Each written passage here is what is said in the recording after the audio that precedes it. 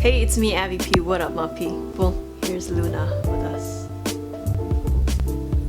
Wow, a video about K-pop on my channel. Wow. So I've been wanting to make this video for a while actually, but I could never really bring myself to because, to be honest, I haven't really had an interest in K-pop for several reasons. Interestingly, since I've been here in Korea. So I've been to several K-pop concerts here in Korea.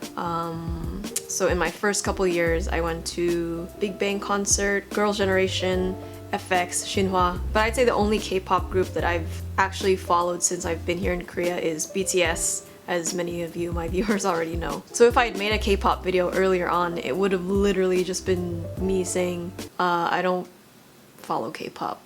Okay, that's it. Bye.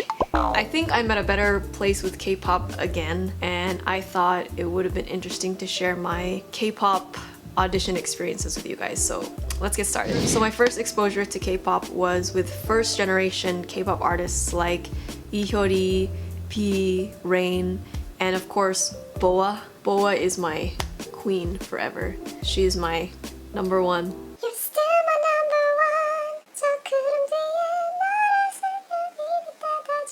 I would still like to see one of her concerts someday here in Korea. But the K-pop wave really captured me during the second generation.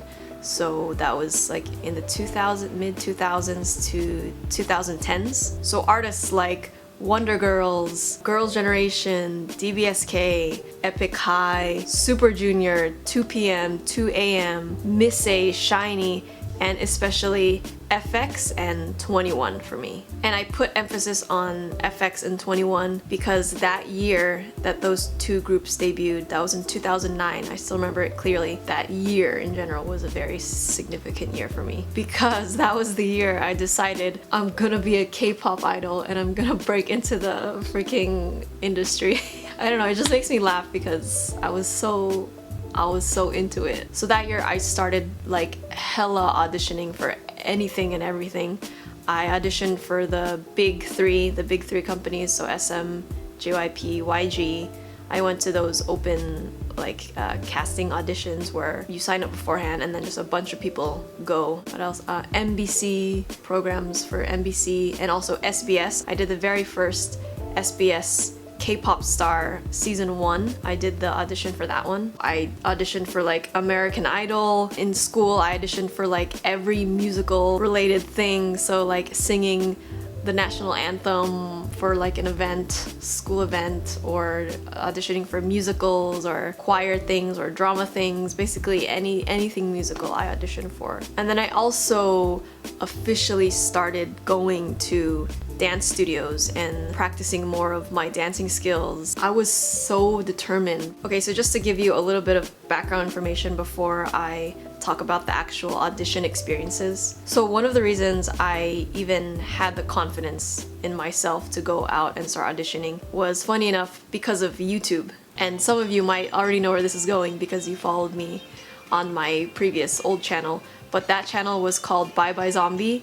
Hey, the OG Bye Bye Zombie subscribers, thank you for still following me. So I started posting videos on that channel probably starting around 2007, 2008. So I uploaded a lot of music related stuff on that old channel. Singing covers, like rap covers, dance covers, especially of K-pop because at the time that was when I was at the peak of my K-pop enthusiasm.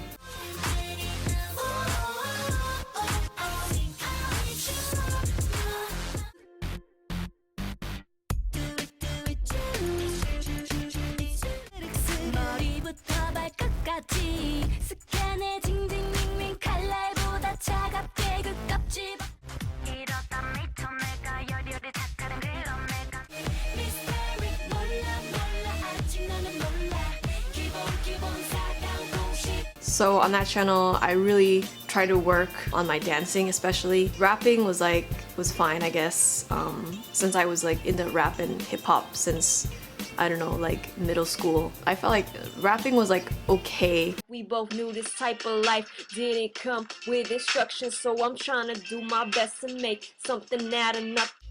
Yeah, you got so much to prove, hoping they approve. The only thing that's true is all you ever do is do. Yeah, where we at, only few have known. Go on the next level, Super Mario. I hope this works out, cardio. Till then, let's fly. Everybody wanna try to box me in, suffocating every time it locks me in, painting their own pictures and they crowd me in, but I will remain where the top begins, cause I am not a word, I am not a line, I am not a girl that can never be defined. Yo, I'm in that big boy, bitches can't rent this. I floss every day, but I ain't a dentist. Your whole style and approach I invented, and I ain't taking that back, cause I meant it.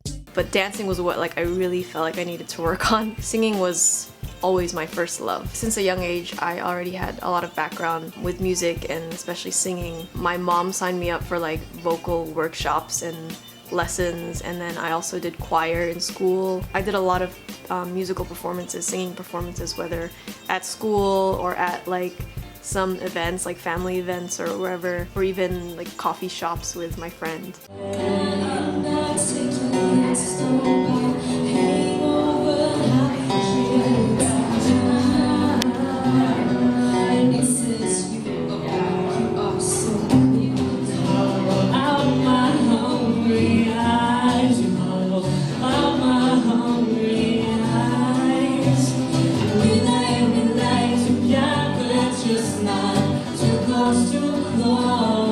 So if anything, out of the three, vocal, dance, and rap, vocal was definitely my strongest. And if you follow K-pop, then you already know that in a group, each member has their own like specialty, whether vocal, rap, or dance. So at that time, I really wanted to be like an all-arounder in each thing, so vocal, rap, and dance. So I was really trying to work on the areas where I thought I needed more practice, which was in dance. And in general, the arts and performing arts was just always something that I really enjoyed and I had a passion for. Yeah, it was always a big part of me. But growing up, I definitely had low self-esteem for a lot of my life. I was shy, I was anxious all the time, just no confidence in myself, which was why I never really pursued anything on a much larger scale when it came to my musical interests. It was just something that I always did for fun. But it was because of all of the nice comments from my videos that I started to get confidence, and it motivated me to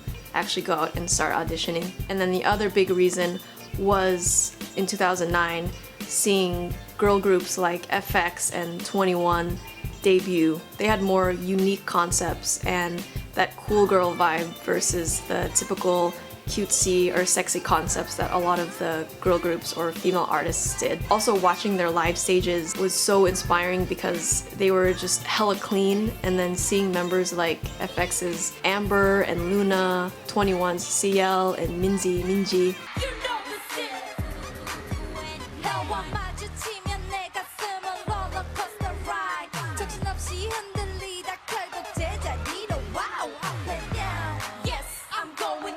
I could just feel like their raw talent and skill and passion for performing. Because for me, seeing members like that are more tomboyish or have more stronger vibes made me feel like there was a chance for me. And I didn't really feel that with other girl groups previously. The only other female like K-pop artist that I felt that with was with BoA, which is why I still have so much respect for her. And speaking of BoA, this is a perfect transition back to my audition experiences, because I have a story for y'all. So my best K-pop audition experience was with SBS K-pop Star Season 1. That was the very first season that they did. I went to the USA LA auditions back whenever that was, 2011, I don't remember, maybe 2011. And I talk more in detail about that experience on my blog, which I'll post in my description down below. I got to physically see BoA like right in front of me during the second round of auditions. So she was a judge for the second round, and I will never ever forget that moment of seeing her right in front of me with a shining light on her. She had long black hair, wearing a black blazer. She was just so beautiful. She was so beautiful. So that audition took place at a school. It was at some school in LA, I don't remember which one. But other auditions that I did, like with SM and JYP, they were all at a hotel. And with any open auditions like that, there's hella lines, hella people lots and lots of waiting, like hours and hours and hours of waiting before you can actually even audition. So you need to save like an entire day. You need to keep an entire day open for those auditions. Are they still doing open casting auditions? Wow, it's been years. Let me know in the comments. I mean, obviously not right now because of the coronavirus pandemic. And also at these auditions, there's cameras filming you everywhere, especially at the SBS K-pop Star Audition. There were hella cameras everywhere. My guess was maybe because it was the first season, so they wanted to capture as much as possible for the show. But I felt like there was a camera like literally up in my area for every part of the process. You even had one filming you like while you were waiting to go in and audition for BoA. They would literally film me like from my feet and then like go up right in my face. And I was like so nervous. So I was like, but then also it's a show too. When you're in front of a camera and you're doing something for like a show, you also kind of want to play up the performance. So I was like jumping up and down like, oh my gosh, I'm so nervous. Like trying to warm up before I go in. Oh, so embarrassing. And these were like those big filming cameras that I'm talking about.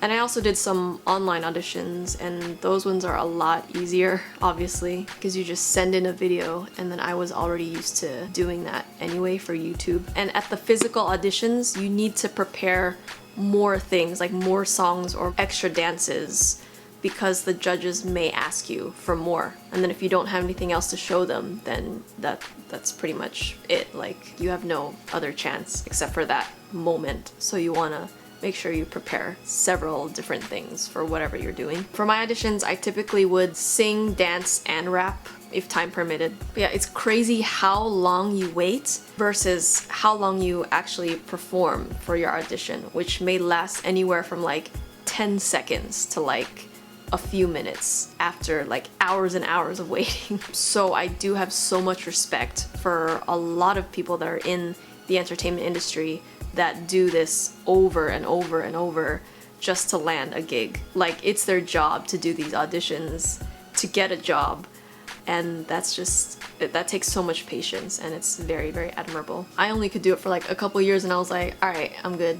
I started learning more about the life of K-pop idols and K-pop groups, and also what the trainees go through behind the scenes. And I'm sure a lot of you heard about the slave contracts and how heavily monitored these K-pop idols' lives are. So I won't go into all of that in this video because it's just gonna take up too much time, and there's already a lot of other videos in regards to this. But I do want to talk about this really great article that I read sometime last year, and I'll put the link down below, but it talked about how more importance needs to be put into the mental health of these young trainees and idols. I was hit pretty hard actually back in 2017 when SHINee's Jonghyun had taken his life, and when that came out on the news, I was like, yeah, I'm done.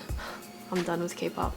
So any interest I had for K-pop at that point had like just completely diminished. And then it happened again last year with FX's Seolli and Kara's Guhara. And there really is so much more pressure for female idols in the industry, with their looks, their weight especially, and their whole lives basically. And even a picture that they post on their social media can gain so much judgment and hate from the netizens. A big bad or a big con of the K-pop industry was a lack of creative and artistic freedom for their artists. Because with big companies, big entertainment companies like that, they are first and foremost a business. So what is their goal?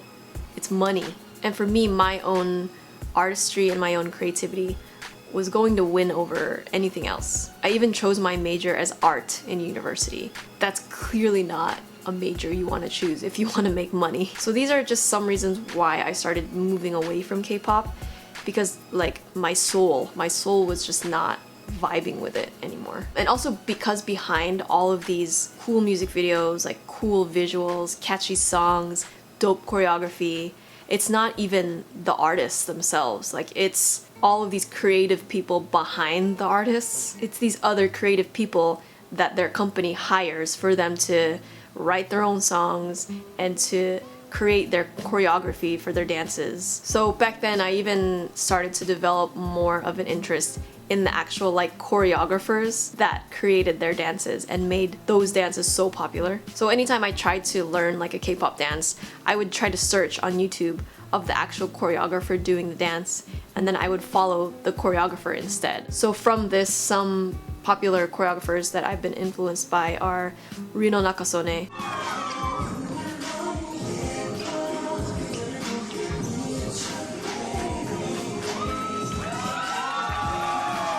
she's a very big one on that list. Rino Nakasone, Sean Evaristo,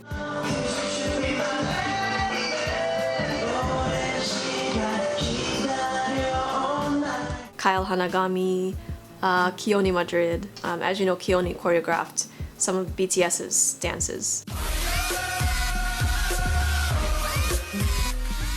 So for a lot of these K-pop fans, it was like the K-pop idols' performances became the standard, and for me that was kind of hard to accept because to me it was starting to look more and more like a manufactured, soulless product of their company. But don't get me wrong, like initially K-pop was so inspiring and amazing for me to witness these Asian artists being such global phenomenons, and then having the opportunity to go to these K-pop auditions and being surrounded with other Asians or Asian Americans. You know, like if you're a minority in the country that you live in, me being from the US, so that was the meaning of it for me, like representation and a celebration of the arts and performance. And it's important for me in my life for things to have a significant meaning, otherwise I just can't do it.